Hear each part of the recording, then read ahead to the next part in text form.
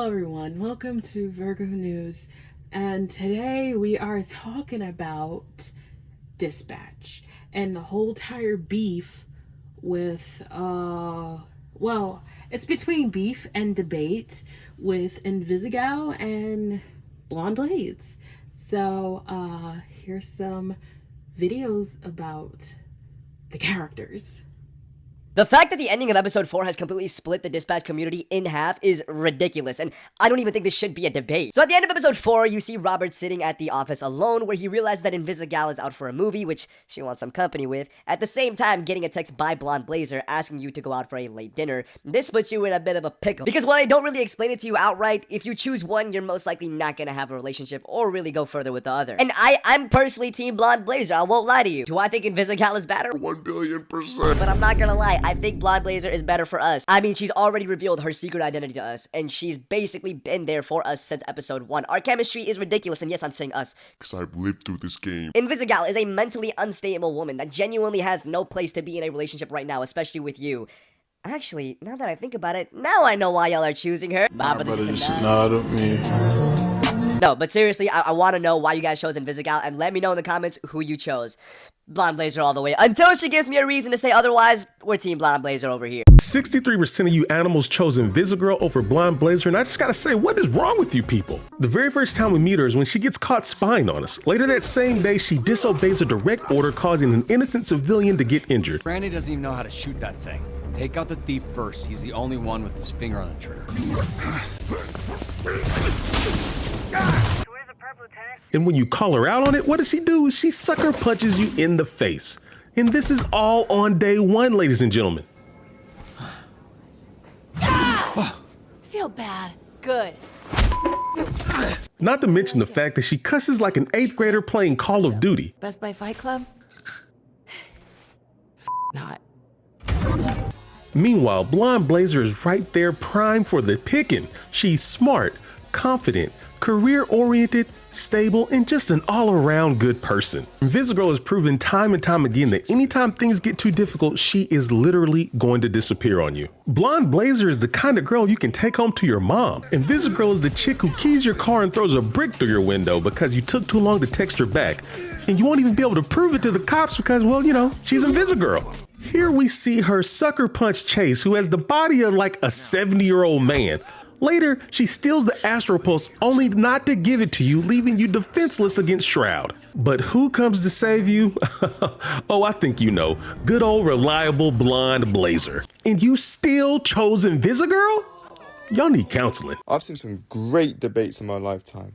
Ronaldo versus Messi, LeBron versus MJ, Captain America, Team Captain America versus Team Iron Man, and Blonde Blazer versus Invisigal. We don't play around here. We're picking Invisigal 100% of the time. Yes, I said we. If you pick Blonde Blazer, I can't respect you. I can't. This has to be the most easiest choice. That's the thing. I haven't even played the game. I've just been watching playthroughs. Invisigal is the pick. She is.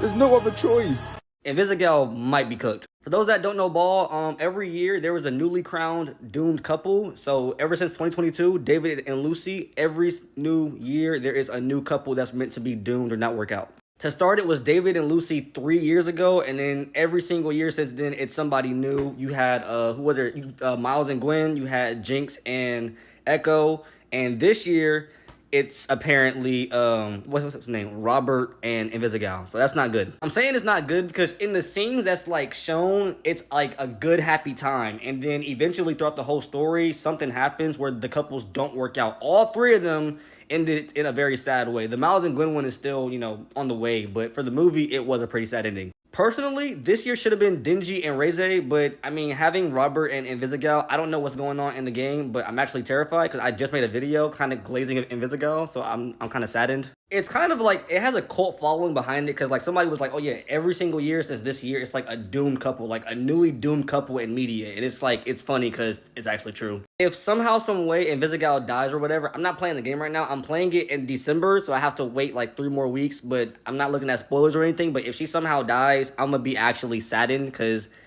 every year it's somebody new. Personally, I have Denji and Reze over Robert and Invisigal because that's honestly much, much worse than anything that Dispatch could do with them two. But I mean, the bar's high. But yeah, somebody put her in the drawing, so or in the collage. So it's like that's kind of a bad omen. So look out. You know what I'm saying? I'll come back in December and make a video maybe, but I'm not looking at shit. I'm off the internet. Peace.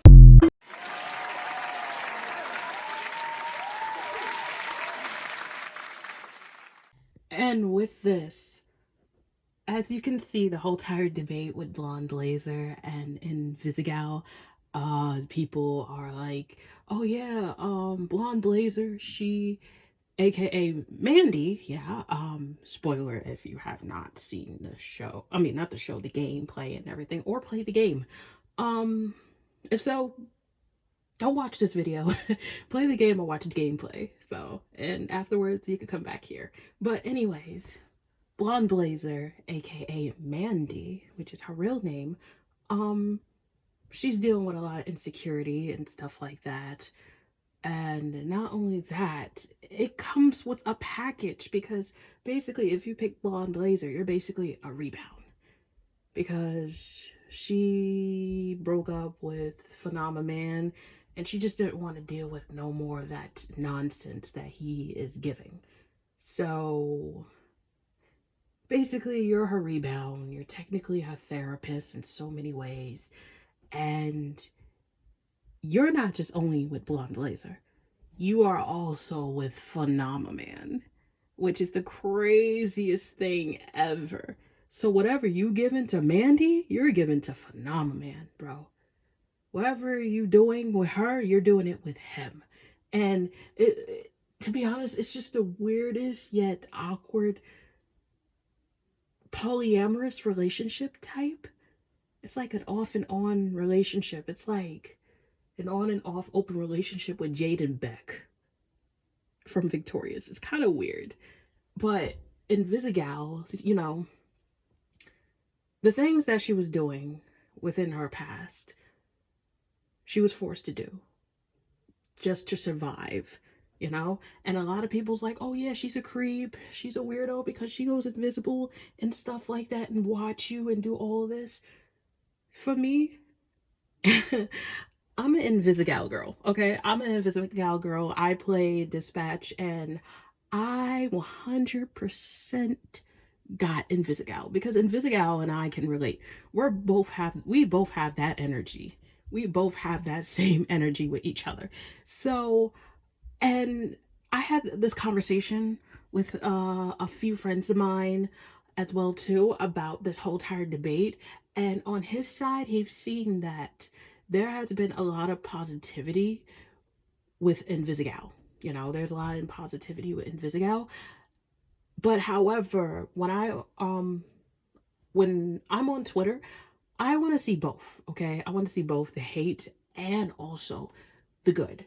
I want to see what's the reason why everybody hate Invisigal. That's the main thing I want to know. I am so intrigued to know why people hate Invisigal. And the crazy part is you get this hate of Invisigal, but you get so much positive energy when it comes to Flambe. And not only this, get this, you don't even see no hate towards Waterboy. And Waterboy's ability is the most useless ability there is. But I'm not saying I hate Waterboy. No, I love Waterboy. But it's just, I guess it's the whole personality-wise and his story concept and his development within that series of I should say season, the first season and stuff like that. That we see that he develops, that he's sick and tired of it all, and it's just so much going on that he feels like he can't do it. And so many people bully him because how useless he is. It's to the point he's slowly opening up and realizing that he can do it because Robert is the number one supporter that is there for him since day one. And I respect Robert because a lot of people bullied Robert as well too. As you can see, the heroes bully, well, the villains at the time, but they're becoming heroes. They were bullying Robert, talking about how useless and weak he is and he doesn't have no powers. Robert showed throughout the series that you can still go on and fight for what's right and do what is right without powers, which was actually awesome. The way that Robert was throwing hands at that bar, that's some serious shit right there. I respect Robert. But anyways, long story short, for the whole entire debate, for me and my friend, I'm not gonna say his name because I don't want to, for personal reasons. But he mentioned when he's currently playing the game as we speak, and what he's seeing so far, because he went to the Invisigal route automatically, and he was talking about how, like, when Blonde Blazer, broke up with Phenomena Man, and Phenomena Man is laying on Flambe's car and stuff like that, and Blaze is like, hey, can you go out and talk to my boyfriend? He was like, if, like, my ex-boyfriend. So, like, my friend was like, this should be a problem for her, not me, to go out and have this talk.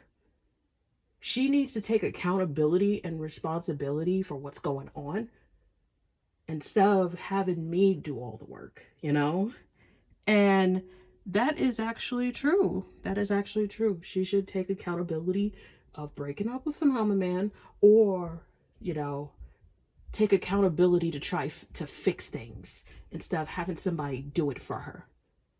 And the whole entire thing is, I notice as well too, and he also knows it as well, that Blonde Blaze, like, it's like she's slowly, like, pushing herself, like to him, like to Robert, and she's like kind of low-key forcing herself onto Robert in so many ways and stuff like that. Some people's like, oh no, she's not, she's just trying to, be herself and try to, but in so many ways it's like she is forcing herself up against him, and she wants to try to move on, but it's in the most weirdest way ever. But what my friend also said is, like, if you're going through a breakup like that, you should recover instead of trying moving on instantly trying to forget that person. Sometimes doing that doesn't work, so you gotta, like, take time for yourself and recover.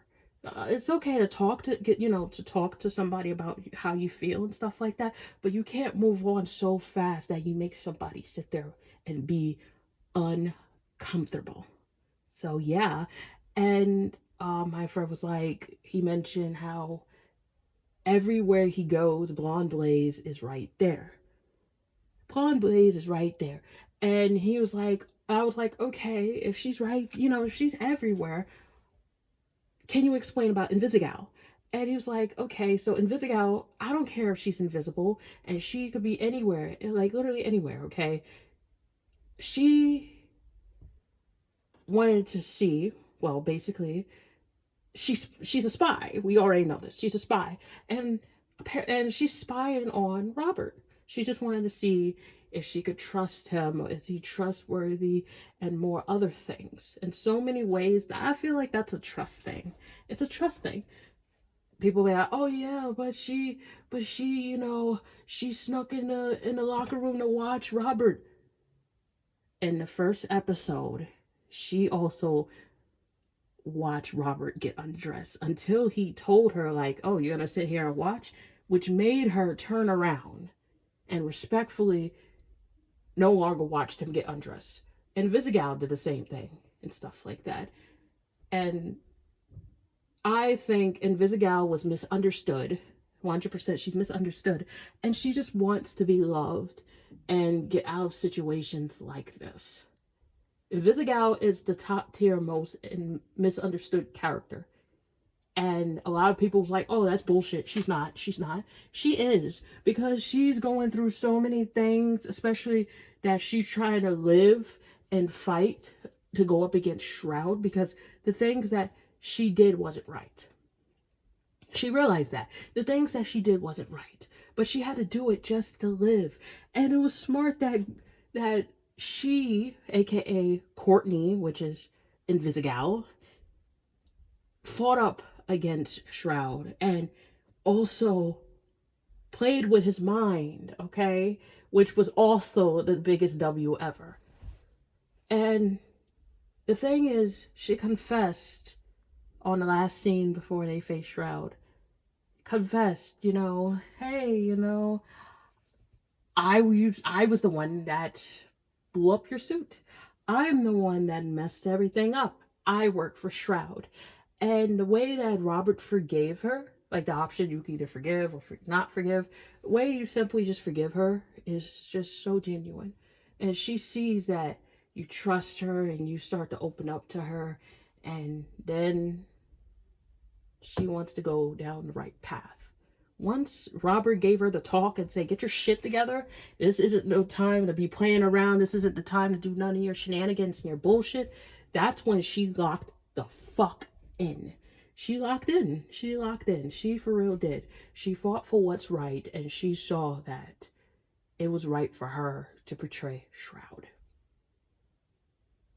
For me, I think Invisigal is the most amazing character ever. She's funny, she's awesome, she's cool. She's like I said, she's another version of me in so many ways. And not only that, it's just this war, bro. This war is crazy. It's like the whole time, like the dude said in the video, the Mary Jane versus Felicia argument. Yeah, I was always a Felicia Hardy person, okay?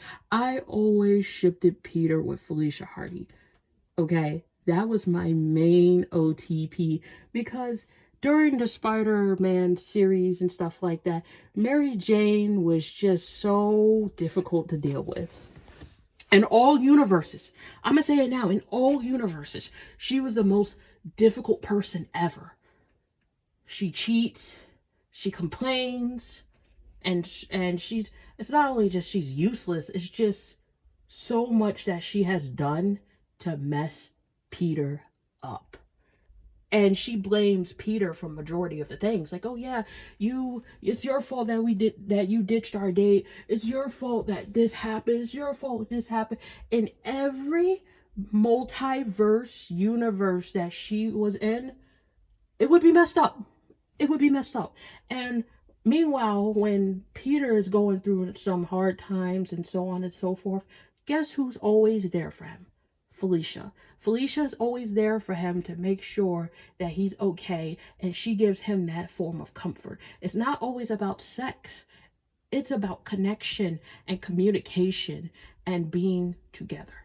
All these other girls that Peter hooked up with, besides Mary Jane, gave him the love. Gwen Stacy gave him the love. That's the main girl too. I am a Gwen Stacy ex Peter supporter too. She's the one that also gave Peter something that Mary Jane cannot give, which is love. She expects Peter to give it to her instead of her giving it to Peter.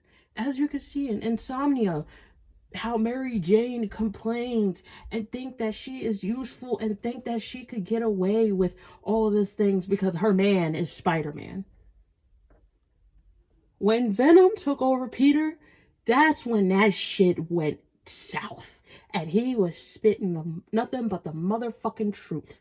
In all the games that Peter got Venom latched onto him, he spoke out his motherfucking feelings to Mary Jane and told her a few things about herself. And that's how it is with Robert and Bond Blaze, because it's like, you should be able to deal with this shit yourself. You're the one that caused this situation. Stop using me as your emotional meat shield and take accountability and responsibility, okay?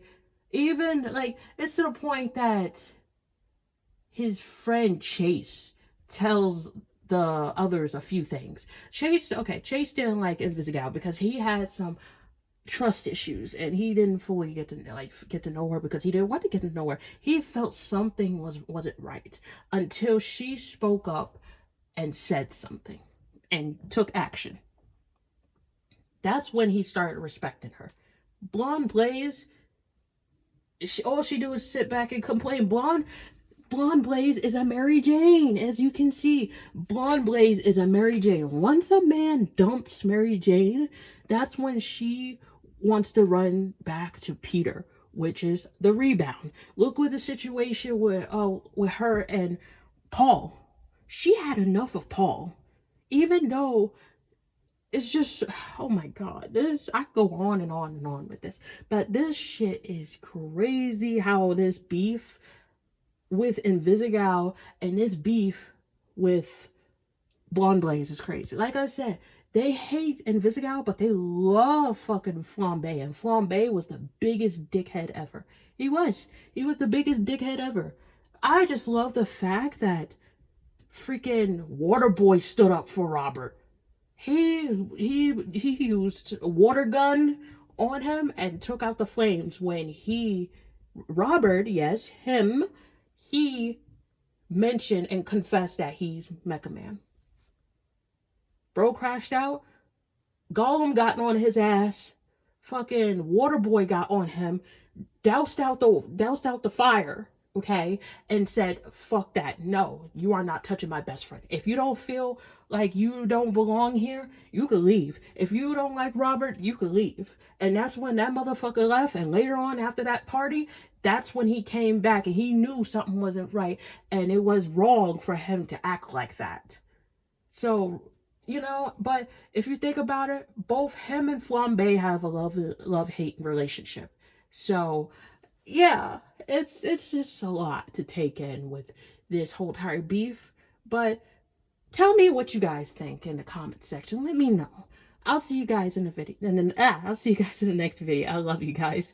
Bye. God bless y'all and happy holidays. Mwah.